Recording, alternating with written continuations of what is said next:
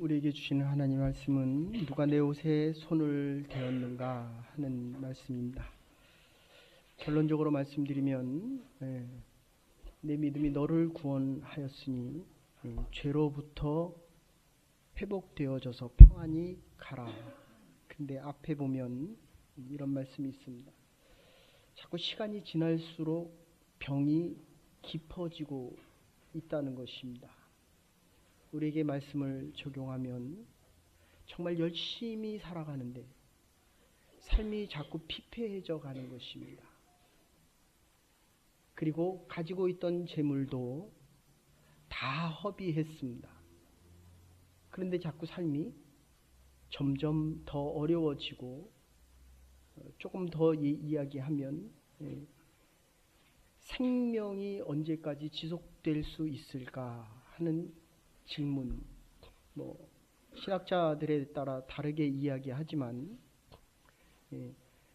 자궁암이 아니었을까 이렇게 얘기하는 분들이 많습니다. 이런 생각을 하시면서 지금부터 10년 전 2006년에 보신 분들 있으시겠지만 그 청년 바보 예수 하는 안수연 씨에 대한 책이 있습니다. 2009년 제가 기억하기로 한 2009년 2007년 정도에 나온 것 같은데 33살에 아주 젊은 나이에 하나님의 부름을 받으셨습니다. 고려대 내과 의사로 군의관으로 있다가 유행성 출혈로 감염이 되어서 짧은 나이에 세상을 떠났습니다. 근데 그의 책에 보면 그는 아주 위대한 의사도 아니었고, 그리고 높은 지위에 있지도 않았습니다. 그런데 자기가 있는 현장에서 영락교회를 다녔는데, 영락교회 한경기 목사님께서 세상을 떠나실 때에 한 4-5천 명이 모였는데, 젊은 청년 33세 청년이 살다가 갔는데 4-5천 명이 모였습니다. 누가 오라고 해서 모인 게 아닙니다. 그의 장례식장에 모였던 모든 젊은이들은 그가 살아간 삶을 보고 모인 사람들이었습니다. 자기가 월급을 받으면 1년에 한 300권 되는 책을 어려운 사람, 마음의 위로가 필요한 사람에게 그것을 나누어 주었습니다. 그리고 늘 세상을 떠나는 사람들에게 찾아가서 손을 잡고 기도를 합니다. 하나님, 구원 받았으면 좋겠습니다. 하나님 허락하시면 이 몸이 회복되어졌으면 좋겠습니다.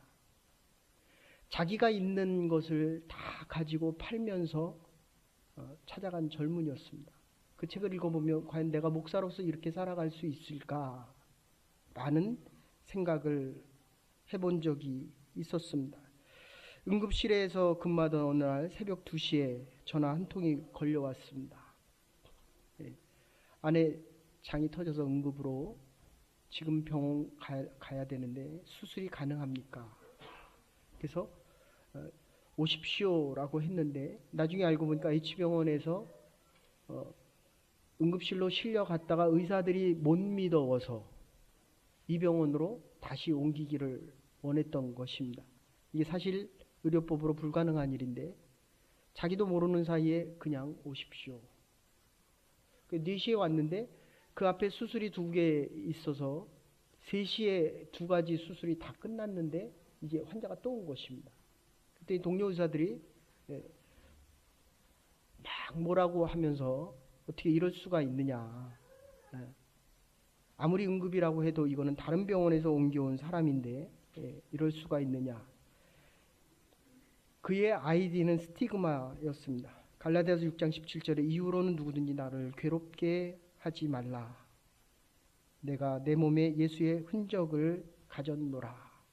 영락교회에서 하는 스티그마 예흔이라고 하는 찬양단의 리더였습니다. 그리고 교사였고, 그리고 누가회 한국의 의사들끼리 모여서 정말 가난하고 어려운 사람들을 무료로 치료로 하는 그 의사들의 모임이 있습니다. 거기에 회원이기도 했고, 제가 이 책을 읽을 때마다 그런 생각을 합니다. 있어서 하나님의 일을 하는 것은 결코 아니다. 막 의사가 된 의사가 월급을 받으면 얼마나 받았겠습니까? 그런데 어떻게 이렇게 하나님만을 위해서 살아갈 수 있는 젊은이가 있을 수 있겠는가? 오늘 여러분들이 본문에 보시면 혹시 가능해요? 네. 제가 지난번에도 여러분에게 한번 보여드린 그림인데 르브르 박물관에 있는 제리코가 그린 메두사의 뗏목이라고 하는 그림입니다. 잘 안 보이시겠지만 오른쪽에 보시면 오른쪽에 있는 사람들은 저 멀리 밝아오는 곳에서 다가오고 있는 하나의 배를 향해 막 희망을 가지고 손을 흔드는 사람들입니다. 근데 왼쪽에 있는 사람들을 보면 다 누워있고 절망 속에 있는 사람들입니다. 똑같은 상황 속에서도 한 사람은 희망을 붙잡는 사람들이 있는가 하면 똑같은 상황에서 절망을 붙잡는 사람들이 있습니다. 내려주십시오. 우리가 인생을 살아가면서 이 하나님의 말씀을 똑같이 들어도 희망 속에 하나님의 구원을 그리고 오늘 본문에서 이야기하면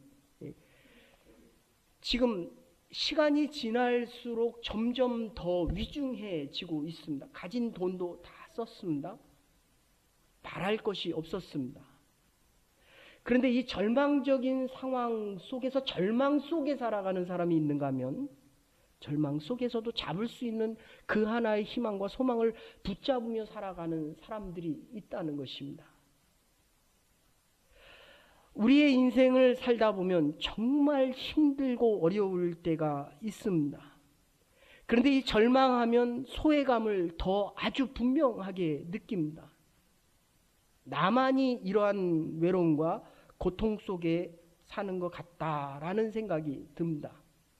가이드 포스트에 실렸던 내용 중에 이 절망에 빠진 사람들에게 희망을 주는 법에 대한 이야기를 합니다. 아주 미식축구에 정말 잘 나가는 젊은이가 해변가에 친구들하고 해변가가 아니라 그 시냇가에 같이 산에 놀러 갔다가 물이 너무 좋으니까 너무 시원해서 뛰어들었는데 그 순간 그 안에 있었던 바위와 부딪히면서 전신 마비로 바뀐 인생을 이야기합니다. 이 콜린스라고 하는 이 친구가 쓴 글에 보면 우리가 알거니와 하나님을 사랑하는 자 곧 그 뜻대로 부르심을 입은 자들에게는 모든 것이 협력하여 선을 이룬다. 이 모든 것 로마서 8장 28절입니다. 자살을 하려고 여러 번 시도를 합니다. 도대체 나같이 건강하고 나같이 재주 있고 나같이 능력 있고 모든 학업에서도 뛰어나고 모든 스포츠에서 아주 두각을 나타냈던 그 사람이 한순간에 전신마비가 되었습니다. 저와 여러분 같으면 어떤 선택을 할 것 같습니까? 사업체를 운영하다가 이 사업체가 하루아침에 곤두박질을 치기도 하고 모든 가정이 하루아침에 깨어지기도 하고 어느 날 갑자기 이런 절망 속에 빠져들 때 우리는 어떤 선택을 해야 합니까? 그럴 때 그가 했던 이야기가 절망에서 소망으로 바꿀 수 있는 5가지 이야기를 합니다. 첫 번째가 하나님의 관계를 새롭게 하십시오. 협력하여 모든 것을 선을 이루시는 분은 내가 아니라는 것입니다. 내가 아무리 애를 쓰고 아무리 수고하고 아무리 노력해도 우리의 인생의 마지막은 결국 하나님이 인도하시는 그곳에서 그 일을 하며 그 하나님 앞에 가는 것이 우리의 인생이라는 것입니다. 열심히 정말 충성스럽게 살아가십시오. 그러나 우리의 인생의 마지막은 하나님이 계획하신 그 안에서 살아간다는 것. 그래서 하나님의 관계를 새롭게 해야 우리의 인생이 다시 보여지기 시작한다는 것입니다. 그러면 두 번째, 우리의 영혼이 맑아진다는 겁니다. 하나님의 말씀이 들려지고 하나님을 볼 수 있고 하나님이 우리를 향한 이 계획이 보여진다는 것입니다. 그러면 세 번째, 이 부정적인 의식이 사라지기 시작한다라고 이야기합니다. 자기가 수없이 자살을 하려고 했는데 하나님의 관계를 새롭게 하고 하나님을 새롭게 보기 시작하니 영혼이 맑아지니까 긍정적인 마음으로 바뀌기 시작했다라고 이야기합니다. 그리고 네 번째는 스스로 새로운 꿈을 찾아 미식축구에서 거의 그 MVP를 받을 정도의 유명한 미식축구 선수였습니다. 그 미식축구 선수들 수억 달러를 벌 수 있는 그 꿈과 그 비전 속에서 하나님이 전신이 마비되고 나서 할 수 있는 그 일을 보여주기 시작하더라는 겁니다. 그리고 다섯 번째는 그때까지 겸손하게 하나님의 때를 기다리며, 내 때가 아닙니다. 우리는 다 내 때에 그거 응답을 받기를 원하고 내 때에 그 일이 이루어지기를 원합니다. 그런데 제가 조금 살아보고 조금 많은 사람들을 만나보니까 그 사람 때에 되기도 하지만 자식 때에 되기도 하고, 나를 통해서 하나님이 일하실 때도 있지만 이제는 그를 통해서 일할 때도 있다는 것입니다. 여러분, 내 안에서 내가 벗어나지 못하면 이 절망에서 결코 벗어날 수 없다는 것입니다. 여러분들, 르누아르가 그림을 그릴 때 이 오른손이 마비된 사람입니다. 르누아르라는 그 화가가. 그래서 친구가 와서 이렇게 보면서 이 붓을 여기다 묶어가지고 이렇게 그림을 그렸습니다. 아니, 어떻게 붓을 묶어갖고 그리면서도 이렇게 아름다운 그림을 그릴 수 있습니까? 그때 대답이, 그림은 손으로 그리는 것이 아니라 눈과 마음으로 그리는 것입니다. 여러분, 우리의 손이 절대로 필요합니다. 그러나 우리의 마음의 손은 더 필요합니다. 하나님이 나에게 주시는 그 말씀을 듣고 하나님이 나에게 계획하신 그 계획을 알고 하나님께서 나에게 원하시는 일들을 내가 바로 보지 못하면, 이 마음이 어두워져 있으면 이걸 보지 못한다는 것입니다. 그래서 오늘 본문의 12절에도 보면 이 여인이 가족으로부터도 버림을 받고, 이게 공동체, 이스라엘 사람들은 회당에 가서 예배를 못 드리면 그건 죽은 것보다도 더 힘들고 더 어려운 것입니다. 혈병을 앓는 여인은 우리는 지금 예배를 드리지 않습니까? 하나님 앞에 나와 우리의 아픈 마음을 토로하지 않습니까? 하나님, 나에게 도와달라고 얘기하지 않습니까? 하나님, 내가 비전을 잃어버리고 내가 갈 길을 지금 잊어버렸습니다 라고 얘기할 수 있지 않습니까? 근데 그게 안 된다는 거예요. 유대인들은 그게 불가능했습니다. 정결하지 않으면 들어올 수 없었다는 것입니다. 그래서 우리가 가장 중요시 여길 것은, 정말 좌절하고 낙심하고 아무도 나를 반겨주지 않는 그 순간에는 참 이게 알러니카란 겁니다. 세상에 있는 모든 사람들이, 가족이 아니면 심지어 남편과 아내가 나를 버렸어도 나를 버리지 않는 그분은 예수 그리스도밖에 없다는 겁니다. 그러니까 내가 힘든 것이 아니라 내가 예수님을 붙잡지 못했다는 것입니다. 지금 이 맥락이 원어상으로 따지면 이렇게 되어 있습니다. 주체와 객체에 대한 차이인데, 예수님이 주체고 객체는 바로 이 혈루병 앓는 자였습니다. 그런데 이 객체가 가서 예수님의 옷자락을 건들기만 해도 주체와 객체가 하나 된다는 겁니다. 유니온 위드 가십니다. 하나님과 하나 된다는 것입니다. 그러면 내가 이제 하나님의 사람으로 바뀌는 겁니다. 그래서 뭐라고 얘기합니까? 누가 나를 건드렸느냐라고 이야기하니까, 이 많은 사람들이 앞에서도 뒤에서도 나를 치고 예수님을 치고 만지고 하는데, 이 많은 사람들 중에서 그 누가 건드렸는지 그걸 어떻게 압니까? 라고 할 때 바로 예수님은 나에게서 능력이 나갔다. 무슨 말입니까? 이 주체와 객체가 부딪히는 그 사이에 가장 중요한 가교 역할을 하는 것이 믿음이라는 것입니다. 믿음으로 하나님의 말씀을 듣고 믿음으로 건들면 하나님의 능력이 나에게 온다는 것입니다. 지금 문제가 큰 것이 아니라 내가 믿음이 줄어든 것입니다. 그 문제 때문에 내가 하나님을 믿는 이 믿음이 사라지고 있다는 것입니다. 내 믿음이 예수 그리스도 외에 하나님의 능력을 바라보던 내 믿음의 삶이 지금 달라지고 있다는 것입니다. 남편을 바라보고 환경을 바라보고 어려운 조건들을 바라보고 있다는 것입니다. 이 외적인 어려움들이 바로 어려울 때만이라도 다 바랄 게 없으면 바라볼 수 있는, 잡을 수 있는 그 하나를 잡으라는 것입니다. 우리가 병을 알아도 고쳐질 희망이 있다고 생각하면 견딜만 합니다. 근데 26절, 25절에 보시면 이 혈병 앓는 여인이 많은 의원에게 자기를 보였지만은 아무 효과가 없었고 지금 더 낭비를 하고 가지고 있었던 모든 것들을 다 버리게 되었습니다. 제가 한국에 있을 때 어떤 권사님이 와서 이렇게 얘기하십니다. 아플 때 아프다고 얘기하고 괴로울 때 울 수 있는 것이 얼마나 행복하다는 걸 내가 이번에 알았습니다. 좀 조심스럽고 죄송한 얘기인데 같이 신앙생활하는데 남편이 성병에 걸렸습니다. 이거 어떻게 해야 됩니까? 누구하고 얘기해야 됩니까?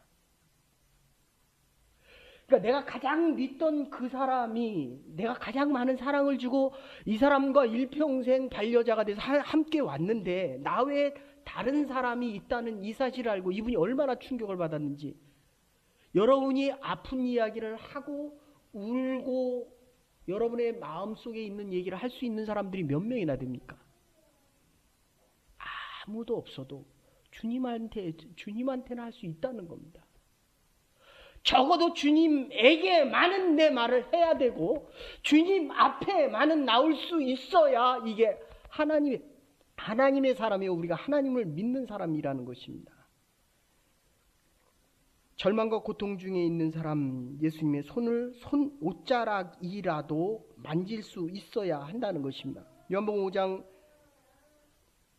34절에 보시면 내가 진실로 진실로 너에게 이르노니 내 말을 듣고 또 나를 보내신 이를 믿는 자는 영생을 얻었고 심판에 이르지 아니하나니 사망에서 생명으로 옮겼느니라. 예수의 소문을 듣는 자마다 삶의 질이 바뀌게 됩니다. 그런데 예수님의 능력의 역사를 갖는 자들은 듣고 앉아있는 자들이 아니라 듣고 나와서 예수님 앞에 나를 보이면서 믿음을 가지고 예수의 옷자락이라도 만져야만 내 인생이 바뀐다는 것입니다. 세상에서 아무리 좋은 것 잡았다 할지라도 예수 그리스도로의 옷을 잡지 못하면, 손을 잡지 못하면 불행한 인생이 됩니다. 세상 사람들은 화려한 옷 붙들기를 좋아합니다. 주님의 옷은 화려하지 않았습니다. 주님의 옷은 힘 있는 옷도 아니었고 권력의 옷도 아니었습니다. 지금 대한민국이 완전히 뒤집어졌습니다. 한 사람 때문에. 이게 말이 안 되는 거잖아요. 근데 이게 역사 가운데 이루어지는 일들이잖아요. 이유는 한 사람이 한 사람을 통해서 5천만이라는 대한민국을 보기를 원했기 때문이라는 것입니다. 한 사람을 통해서 보는 것이 아니라 하나님을 통해서 나라와 국가와 민족을 보고 모든 사람들을 봤어야 되는데 그 사람들을 통해서 세상을 보고 대한민국이란 나라를 통치하려고 하니까 믿지 말아야 될 사람을 믿은 것도 문제지만 믿음의 대상이 아닌 사람을 의지하고 자기의 살아온 삶이 너무 피폐하고 혼자 살았기 때문에 아무도 믿을 수 없고 믿지 않았기 때문에 이 믿음에 대한 것이 그렇게 중요합니다. 믿음이라는 것은 나와 하나님과 일치할 수 있는, 내가 하나님 안으로 속할 수 있는, 하나님의 능력을 가질 수 있는 가장 소중하고 가장 위대하다라는 것입니다. 제가 짐 엘리어트에 대한 얘기를 몇 번 드렸습니다. 에콰도르에서 가장 그 잔인한 와우다니, 인류의 역사에서 가장 잔인하다는 이 와우다니족에 갔다가 총이랑 다 있었습니다. 선교사님들이. 근데 공격해 오는데 그냥 그들이 쏘는 화살에 맞아서 그냥 죽어갔습니다. 그럴 때 그의 기도가 결코 놓쳐서는 안 될 그것을 위하여 결코 붙들 수 없는 그것을, 붙들어서는 안 될 그것을 포기하는 자, 결코 불행한 어리석은 자가 아니라는 것입니다.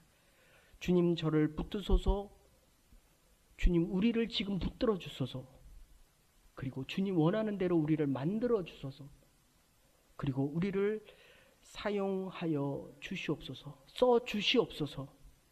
마지막 기도가 그리고 저를 주의 일에 맞게 태워 주시옵소서.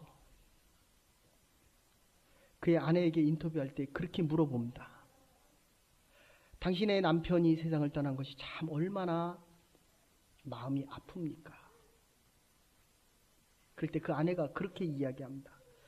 내 남편이 지금 죽은 것이 불행한 것이 아니라 내 남편이 하나님의 뜻대로 죽지 않았다면 그것이 더 큰 불행입니다. 이게 하나님의 사람들의 고백입니다. 지금 저와 여러분은 어디에 서 있습니까? 어디를 향해 가고 있습니까? 혹시 내가 가야 될 길을 잃어버리지는 않았습니까? 지금 내가 해야 할 일을 지금 예수님을 바라보고 예수님의 앞에 손을 대지 못해서 그 믿음이 지금 없어진 것은 아닙니까? 믿음은 반드시 믿음의 대상을 연결시켜 줍니다. 그래서 세 번째로 여러분들 이 믿음이 없으면 우리의 인생은 그냥 예수님 앞에 있어도 차이는 돌이 되는 것입니다. 얼마나 많은 사람들이 예수님을 만지려고 했고 얼마나 많은 사람들이 예수님의 주위에 있었지만 믿음을 가지고 예수님을 만진 사람은 이 여인 하나였다는 것입니다. 주님 앞에 서서 주님의 옷자락을 만지는 사람, 그전에는 탐에 나는 부정하다 라고 얘기했습니다. 근데 예수님의 옷자락을 만지고 나서는 나는 깨끗해졌다 라고 모든 사람들에게 외칩니다. 여러분이 이 자리에 올 때 정말 절망 속에 왔다면 이 말씀을 듣고 나갈 때 하나님께서 나를 치유하셔서 내가 이제 기쁨의 마음으로 나갈 수 있다라고 외칠 수 있어야 할 것입니다. 세상에 절망을 앓고 살아가는 사람들이 얼마나 많이 있습니까? 절망하는 이유는 예수님을 바라보지 않았기 때문입니다. 예수님의 옷자락을 만지지 않았기 때문이라는 것입니다. 얼마나 많은 사람들이 길을 잃고 헤매고 살아가고 있습니까? 세상의 노래만을 부르던 사람이 이제는 희망의 노래, 생명의 노래, 주의 노래를 부르며 살아갈 수 있다는 것입니다. 예수님께서 말씀하십니다. 누가 내 옷에 손을 대었는가? 사람이 마음으로 믿어 의에 이르고 입으로 시인하여 구원에 이른다라고 로마서 10장 10절에 이야기합니다. 사람들은 누가 예수님의 옷자락을 만졌는지 모릅니다. 능력이 없기 때문입니다. 그러나 예수님은 능력의 주님이시기 때문에 지금 이 시간에 주님 앞에 옷자락을 만지기를 원하고 만진 사람에게 능력을 베풀어 주시는 것입니다. 제가 전에 처음 와서 여기 타던 차가 엑센트입니다. 시동을 거는데 시동이 안 걸립니다. 그래서 게러지에 갔더니 엔진에 들어가는 여러 선 중에 한 선이 이게 끊어졌다는 겁니다. 그걸 끼우니까 또 잘 갑니다. 여러분과 하나님과 예수 그리스도와 맺어진 그 선이 하나라도 끊겨지면 주의 소리가 들려지지 않습니다. 그 다음에 또 망가졌습니다. 게러지에 다시 갔더니 배터리와 연결되는 그 접촉이 먼지가 껴서 접촉이 불량이 됐습니다. 우리의 믿음의 접촉이 주님과 부딪혀지지 않으면 주의 능력이 우리에게 오지 않는 것입니다. 결론적으로 옷자락을 만진 자여 34절에 예수께서 가라사대 따라 내 믿음이 너를 구원하였으니 평안히 가라. 평안히. 죄로부터 구원입니다. 내 삶의 고난과 고통으로부터의 구원입니다. 여러분들 우리가 선한 일을 행해서 구원받는 것이 아니라 믿음으로 우리를 의롭다 칭해 주셨기 때문에 우리는 의롭게 살아갈 수 있는 것입니다. 의인이 아니라는 것입니다. 지금 로마서하고 갈라디아서에서 우리가 성경 공부와 새벽 기도에서 하는 것입니다. 사랑받기 위해서 사랑받는 일을 하는 것이 아닙니다. 사랑받는 자이기 때문에 우리는 어떤 일을 해도 하나님의 사랑 안에 살아갈 수 있는 이 믿음을 잃어버려서는 아니 된다는 것입니다. 버림받았던 인생이 풍요와 축복의 땅으로 바뀝니다. 너는 믿음으로 나를 만졌으니 이 믿음으로 네가 구원을 얻으리라. 깨끗함을 받아 영원히 평안함 속에 살아가라고 말씀하십니다. 초대교회 보면 이거는 역사적인 사건은 아니고 베로니카라고 하는 여인이 예수님이 십자가를 지고 가실 때 수없이 쓰러질 때마다 예수님 옆에서 예수님의 피 묻은 얼굴, 피를 흘리고 가는 얼굴을 닦아준 여인이 있다라고 합니다. 그게 베로니카입니다. 야사에 나오는 이야기입니다. 그래서 성경 신학자는 그가 바로 이 혈루병하는 여인이 아니었을까라고 이야기합니다. 사랑하는 여러분, 우리가 주의 손이 되어 드리고 발이 되어 드려서 오늘 이 자리를 나갈 때 우리의 모든 속박과 억압과 소외와 아픔이 회복되어져서 하나님께 맞는 일을 행하기 때문에 행복한 것이 아니고 하나님의 사랑을 받는 것이 아니고 이미 십자가 사건 때문에 우리는 사랑받는 자들입니다. 어느 곳에 무슨 일을 하든지 하나님의 평안 속에 남은 여생 살아갈 수 있는 믿음의 사람들, 하나님의 사람들이 될 수 있기를 주의 이름으로 축원합니다. 사랑과 은혜가 많으신 여호와 하나님, 오늘 우리에게 말씀하시는 주의 이 말씀대로 따라 내가 나음을 얻었느니 평안히 가라. 이 말씀 속에 구원받은 자로 사랑받는 자들로 하나님의 사랑 안에 살아갈 수 있는 믿음의 백성들과 하나님의 사람들과 우리의 남은 날들 될 수 있도록 은혜와 은총 내려 주시옵소서. 감사드리옵고